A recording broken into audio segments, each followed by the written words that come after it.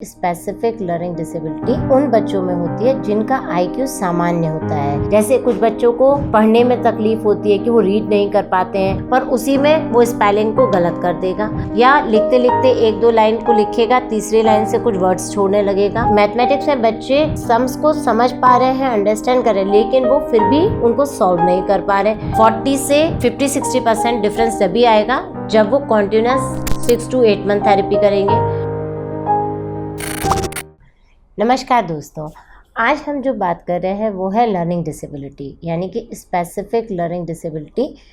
उन बच्चों में होती है जिनका आईक्यू सामान्य होता है। सामान्य आईक्यू के बारे में अगर हम बात करें तो वो होता है 90 से 109 के बीच में, और ये उन बच्चों में भी हो सकती है जिनका सामान्य से ऊपर यानी कि अबव इंटेलिजेंस आईक्यू भी होता है, जो कि 109 से 120 के बीच में होता है। अगर फिर जब बुद्धि की क्षमता अच्छी है तो फिर इनमें लर्निंग डिसेबिलिटी क्यों कह रहे हैं, यानी कि इनमें पढ़ने की समस्या क्यों आ रही है, जबकि इनकी सामान्य बुद्धि है। हमेशा बुद्धि का कहा जाता है कि जिसमें बुद्धि होगी वो पढ़ेगा, जिसमें बुद्धि नहीं होगी वो नहीं पढ़ पाएगा। ये बिल्कुल सही बात है, क्योंकि अगर बुद्धि बिलो एवरेज यानी कि बॉर्डर लाइन एवरेज है या इंटेलेक्चुअल है तब भी पढ़ाई करने में समस्या आएगी। लेकिन यहाँ जब हम स्पेसिफिक लर्निंग डिसेबिलिटी के बारे में बात कर रहे हैं उन बच्चों की जिनकी सामान्य बुद्धि और सामान्य बुद्धि से ऊपर के स्तर के, पहले तो हम समझें कि लर्निंग डिसेबिलिटी होती क्या है। लर्निंग डिसेबिलिटी का मतलब जो पढ़ाई करने में जिस व्यक्ति को तकलीफ़ हो। जैसे कुछ बच्चों को पढ़ने में तकलीफ़ होती है कि वो रीड नहीं कर पाते हैं, और रीड कर भी लेते हैं तो उसमें कहीं उनके छूट जाते हैं, मिस प्रोनाउंसिएशन होता है, कहीं पर वो एडिट कर देते हैं, यानी कि लिखे हुए शब्दों में SES जोड़ देंगे, कहीं पर वो एक शब्द को कई तरीके से पढ़ेंगे। जैसे उन्होंने देख लिया कि WH है तो व्हाट, हु, वेयर, देखा ही नहीं कि WHO है या WHAT है या WHERE है, नहीं, जो उस समय उनका मन करा वो उन्होंने पढ़ दिया। व्हाट अगर वो पढ़ रहे हैं तो व्हाट पढ़ते हुए आ जाएंगे। तो इसमें यानी कि यहाँ पर बच्चा ध्यान ही नहीं दे रहा है कि वो पढ़ क्या रहा है, जबकि उसको पढ़ना तो आ रहा है, शब्द भी उसको पहचान में है, लेकिन वो सही से पढ़ नहीं रहा। पढ़ने के साथ साथ अगर उसने पढ़ भी लिया, उसने एक पैराग्राफ रीड भी कर लिया, उस रीडिंग पैराग्राफ के बावजूद वो बच्चा क्या उसने पढ़ा तो उसको वो समझा नहीं पाएगा, और या वो खुद भी समझ नहीं पाएगा। यहाँ पे हमने कहा कि रीडिंग तो है फेयर लेवल पर उसमें कॉम्प्रिहेंशन नहीं है, यानी कि पढ़ी हुई चीज़ को वो समझ नहीं पाया, तो हम इसको बोलेंगे कि बच्चे में डिसलेक्सिया है, क्योंकि उसमें रीडिंग नहीं है। रीडिंग है तो उसमें अंडरस्टैंडिंग नहीं है। अब हम बात करते हैं लिखने संबंधित, यानी कि डिस्ग्राफिया की। डिस्ग्राफिया में जिसमें बच्चा है जो लिख नहीं पाता, लिखने का मतलब ऐसा नहीं कि उसको लिखना नहीं आता, वो ब्लैक बोर्ड से उतार के कॉपी से लिख तो रहा है, पर उसी में वो स्पेलिंग को गलत कर देगा, या लिखते लिखते एक दो लाइन को लिखेगा, तीसरी लाइन से कुछ वर्ड्स छोड़ने लगेगा, या वो पूरे हुए 8 या 9-10 लाइन की अगर कोई पैराग्राफ है, उस पैराग्राफ को लिखने में वो इतना स्लो लिख रहा है कि वो उसका राइटिंग का जो लिखने की स्पीड है वो इतनी कम है कि वहाँ से वो व्यक्ति अपनी पूरे काम को कंप्लीट नहीं कर पाएगा। साथ में वो कोई वर्ड ऐड कर देगा, कहीं पर वो सीधे 3 लाइनों में से 2-3 शब्द ही गायब कर देगा, जिसमें समझ में नहीं आएगा कि ये लिखे हुए शब्द का पैराग्राफ का मतलब क्या है। तो वहाँ पर उसको प्रॉब्लम आएगी, ग्रामेटिकल मिस्टेक आएगी। कुछ बच्चे कैलीग्राफी का मतलब होता है वो बच्चे पूरे कैपिटल लेटर्स में ही लिखते हैं और एकदम रनिंग लाइन चल रही होती है, टीचर को समझ नहीं आ रहा तो ये कहाँ से शब्द शुरू हो रहा है कहाँ पर ख़त्म हो रहा है। वो लिखे हुए पूरे वर्ड्स उनके एक लाइन में लिखे होंगे, लाइन बाय लाइन लिखे होंगे, लेकिन वो सब कैपिटल में होंगे, जिससे भी लिखने में उनकी राइटिंग है, लिखा भी है, पर वहाँ पर समझ में नहीं आ रहा कि उन्होंने लिखा क्या है, कौन से वर्ड पर पॉज देना था, कहाँ पे कॉमा लगाना था, कहाँ पर सेंटेंस ख़त्म हो रहा था, वो नहीं रहेगा। साथ में ग्रामेटिकल मिस्टेक करेंगे कि कौन सा टेंस चल रहा है, किस तरीके की बात का एक्सप्रेशन चल रहा है, वहाँ पर भी वो ध्यान नहीं देंगे। तो ये सारा हमारा जो है वो आपके डिस्ग्राफिया के अंतर्गत आएगा, जिसमें स्पेलिंग मिस्टेक होगी, ग्रामेटिकल मिस्टेक्स होंगे, आपके एडिंग भी होगा या ओमिशन भी होगा। फिर हम बात करते हैं मैथ्स की, यानी कि गणित की, कि मैथमेटिक्स में बच्चे सम्स को समझ पा रहे हैं, अंडरस्टैंड कर रहे हैं, लेकिन वो फिर भी उनको सॉल्व नहीं कर पा रहे। एडिशन कर रहे हैं, 100 तक की वैल्यू का एडिशन सही किया और जैसे वो 1000 और उस पर गए वहाँ पर मिस्टेक कर दिया, या एक सवाल को सही किया, दूसरे सवाल में दूसरी लाइन में जा कर के उसी स्टेप को गलत कर दिया। अब यहाँ वो ध्यान भी नहीं दे, तो लोग कहते हैं कि ध्यान नहीं दे रहे हो, तुमको समझ नहीं आ रहा। उनको प्रोसेस तो समझ में आ गया, पर चूंकि उनको डिस्कैलकुलिया है तो वो ठीक से उसको जोड़ ही नहीं पा रहे। एक बार में 3 + 3 6 हो गया, एक बार में 3 + 6 7 हो गया, एक में 3 + 6 आपका उन्होंने कह दिया कि ये 9 की जगह 8 हो गया या 2 हो गया। जो उनके मन में उस समय नंबर आ गया उन्होंने वो लिख दिया, वहाँ पर उनकी गलती हो गई। तो ये हमारी 3 तरीके की मेजर जो है वो डिस्ग्राफिया, डिसलेक्सिया और डिस्कैलकुलिया, जो बच्चों का IQ सामान्य और सामान्य से अधिक है उनके लिए होता है। अब हम बात करते हैं दूसरे एक जो बिल्कुल स्पेसिफिकली हम डिस्ग्राफिया के बच्चों को देखें। डिस्ग्राफिया में पहले तो शुरू में लोगों को ये कहना होता है कि अरे इसकी राइटिंग अच्छी नहीं है, इससे ठीक से नहीं लिखा। जैसे अभी कई बार पेरेंट्स की शिकायत आती है कि इसने सही से नहीं लिखा, सही से उतारा नहीं, कॉपी नहीं किया, इसको अक्षर तो पता है, इसने सही से स्पेलिंग नहीं बनाई। पर बात यहाँ स्पेलिंग की सही से लिखना या नहीं, उनको वो लिखने का तरीका ही नहीं आ रहा। उनको स्पेसिफिक वर्ड की लेंथ नहीं पता कि ये वर्ड कितनी जगह में आएगा। वो कभी बहुत क्लमजी सा लिख देते, छोटा छोटा लिख देंगे, कभी वो बिल्कुल एकदम फैला के लिख देंगे, जिससे कि जब डांट पड़ रही है तो वो कहेंगे साफ लिखना है, तो कोई वर्ड बड़ा होगा, कोई छोटा होगा। कोई एक लाइन में अगर पूरी लाइन में अगर 6 वर्ड्स हैं तो वो 6 वर्ड्स के डिफरेंट साइज़ भी होंगे। तब भी जब पढ़ने की समस्या, लिखने की समस्या बराबर ही रहेगी, क्योंकि राइटिंग नहीं आएगी। स्पेलिंग, कुछ बच्चों में कॉन्फिडेंस की कमी होती है, तो वो स्पेलिंग को जब लिखेंगे तो बहुत ही छोटा छोटा बना के लिखेंगे, जिससे कि कोई ये पढ़ ही नहीं पाए कि उन्होंने सही स्पेलिंग लिखी है या नहीं। ई को एक ऐसे स्टाइल से बनाएंगे कि अगर वहाँ पे वो आई को भी सेटल कर देंगे और ई को भी सेटल कर देंगे। अब समझने वाले की खूबी होगी कि वो इसको ई पढ़ना चाहता है कि आई पढ़ना चाहता है। तो ये नहीं कि वो जानबूझ के कर रहे हैं, वो उनकी कमी है, वो उनकी तकलीफ़ है, और उस पर वो क्लास में भी सुन रहे हैं, पेरेंट्स के द्वारा भी सुन रहे हैं। तब फिर वो उनमें थोड़ा सा स्टाइल भी है, तो क्योंकि बुद्धि तो है उनके अंदर, तो वो फिर अपने वर्डों को बड़ा सेटल बना देते हैं और इस तरीके की गलतियाँ भी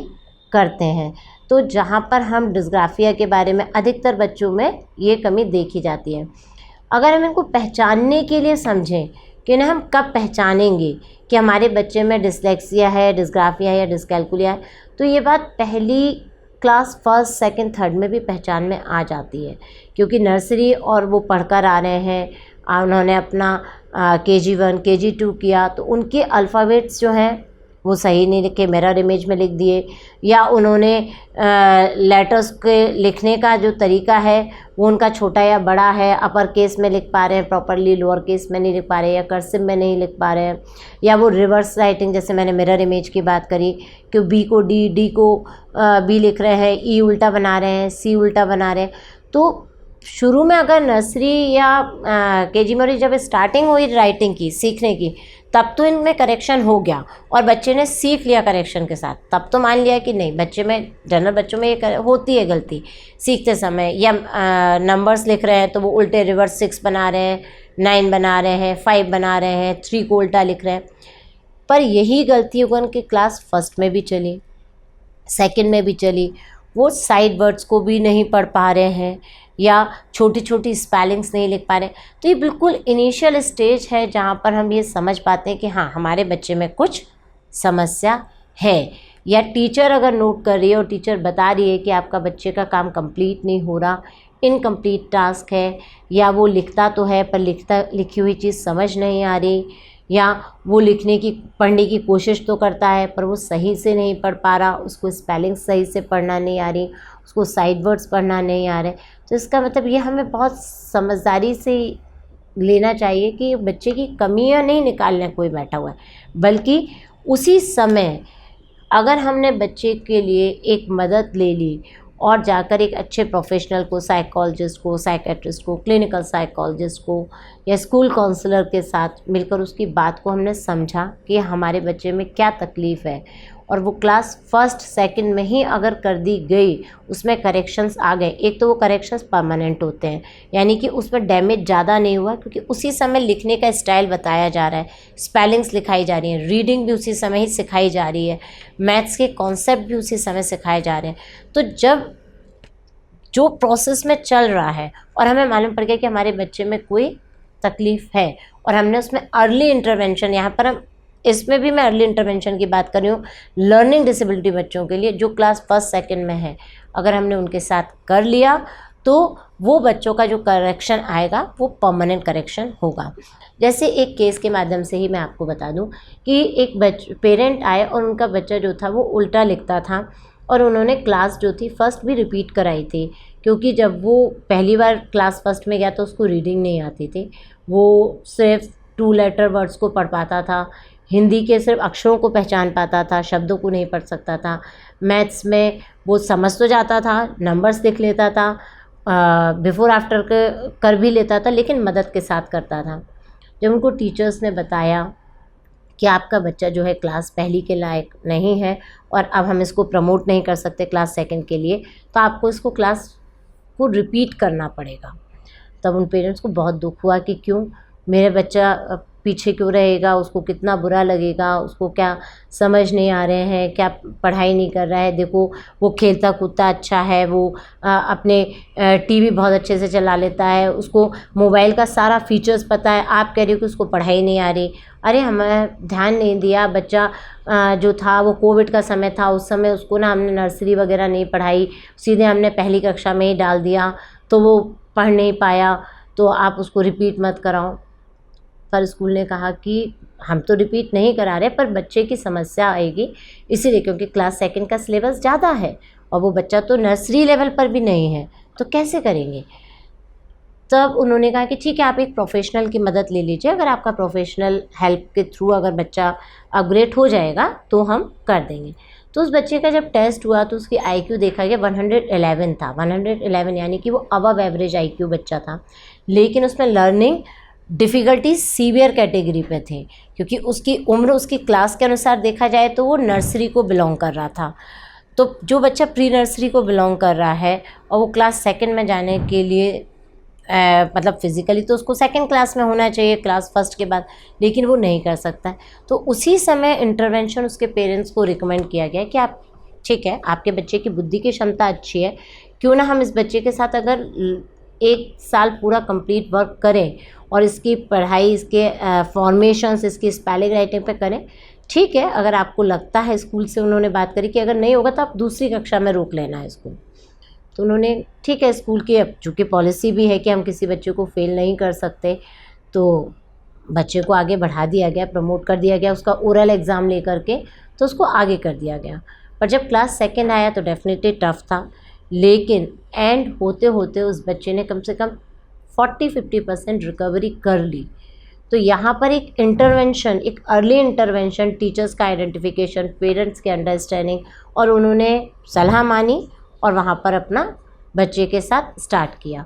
तो इससे उस बच्चे के अंदर जो प्रोग्रेस आई और जो करेक्शन आया वो परमानेंट करेक्शन था। तो जैसे मैंने आपको बताया कि जितनी जल्दी हम करेक्शंस करेंगे, जितनी जल्दी हम इंटरवेंशन करेंगे, बच्चे को सिखाएंगे, वहाँ पर उस बच्चे की जो डिसेबिलिटी अकर होगी आगे 2-4 सालों में, वो पहले ही इंटरवेंशन करके वो सिर्फ मात्र डिफ़िकल्टीज़ के लेवल पर रह जाएगी और हो सकता है वो जब क्लास 4th-5th में जाए तो वो डिफ़िकल्टीज़ जो बहुत ही माइल्ड लेवल पर रहें या ना भी रहें। जैसे कि दोस्तों हमने इस केस में समझा कि बच्चे के अंदर जो डिफरेंस आया वो रीडिंग करने लगा, लिखने भी लगा और जो मैथ्स उसको माइल्ड प्रॉब्लम्स थी उसको भी वो सॉल्यूशन करने लगा टीचर्स की हेल्प के साथ, अपनी मदर पेरेंट्स के हेल्प के साथ और अपने स्पेशल एजुकेटर के हेल्प के साथ। तो इस तरीके से इस बच्चे में जो डिफरेंस आया वो डिफरेंस था 50-60%, क्योंकि उसके थेरेपी सेशंस ऑनगोइंग थे। उसी तरीके से अगर हम दूसरे बच्चों को समझें जिनमें माइल्ड लर्निंग डिफ़िकल्टीज़ हैं, तो उन बच्चों के साथ जब इंटरवेंशन किया जाएगा, मान लीजिए किसी के साथ अगर डिस्ग्राफिया है या डिसलेक्सिया है, डिसकैल्कुलिया है, तो अगर जिसमें डिस्ग्राफिया है वो बच्चा लिखने लगेगा, स्पेलिंग में करेक्शन आने लगेगा, उसका ग्रामेटिकल मिस्टेक्स उसकी कम होने लगेंगी। जिसमें आपके डिसलेक्सिया है, वो बच्चा साइड वर्ड्स की जब रीडिंग उसकी अच्छी अंडरस्टैंडिंग हो जाएगी तो वो एक फ्लुएंसी के साथ पढ़ने लगेगा। उसको शब्दों को जहाँ पर वो मिस प्रोनाउंसिएशन कर रहा था वहाँ पर वो प्रॉपर प्रोनाउंसिएशन करने लगेगा। डिसकैलकुलिया में जो बच्चा जहाँ मैथ्स में रिवर्स लिख रहा था या मिरर इमेज थी या वो उसको नंबर्स कॉन्सेप्ट बहुत अच्छे से क्लियर नहीं हो रहे थे, वहाँ पर इंटरवेंशन करने पर वो बच्चे में डिफरेंस आ जाएगा। तो ये डिफरेंस जो है ये एक तो कॉन्टिन्यूस थेरेपी के साथ आता है। ऐसा नहीं है कि हमने सिर्फ 8 या 10 या 15 सेशन किए तो बच्चे में परिवर्तन आ गया। ये थेरेपीज़ एक तो लॉन्ग थेरेपीज़ चलती हैं, मिनिमम 6 से 8 महीने में किसी भी बच्चे में अगर डिफरेंस आता है वो 40 से 50-60% डिफरेंस तभी आएगा जब वो कॉन्टिन्यूस 6 to 8 मंथ थेरेपी करेंगे। तब डिपेंड करता है हर बच्चे की एक तो डिफ़िकल्टी लेवल पर कि माइल्ड है, मॉडरेट है या सीवियर है, या उसके इंटरवेंशन के पैटर्न पर कि उसके जब थेरेपिस्ट काम कर रहा है तो उसके घर में भी काम किया जा रहा है तो डिफरेंस दिखेगा उस बच्चे के साथ। और पेरेंट्स की भी एक जब उनका इन्वॉल्वमेंट होता है अपने बच्चे के साथ, क्लास में टीचर कर रही है, स्पेशल एजुकेटर कर रहा है और पेरेंट कर रहे हैं, तो उनकी भी अपने बच्चे से एक रियल एक्सपेक्टेशंस बन जाती हैं कि हाँ यहाँ मेरा बच्चा इट्स 40% इम्प्रूव कर गया है, यानी कि आगे कंटिन्यूस थेरेपी चलेगी तो इम्प्रूवमेंट होगा। लेकिन ये 100% बच्चा बिल्कुल सब कुछ एक्सीलेंट कर लेगा, ये उनको बहुत क्लियर होता है कि हो सकता है मेरे बच्चे में कुछ कमी रहे। कुछ बच्चों में नियर टू नॉर्मल 90-95% करेक्शंस आ जाए क्योंकि अर्ली इंटरवेंशन हो रहा है। कुछ बच्चों में लेट इंटरवेंशन होता है तो उनमें डिफ़िकल्टीज़ रहें, या उन किसी बच्चों में जिसमें डिफ़िकल्टी फर्म हो चुकी है उनमें 70-80% फ़र्क आए। पर पेरेंट्स के एक्सपेक्टेशंस,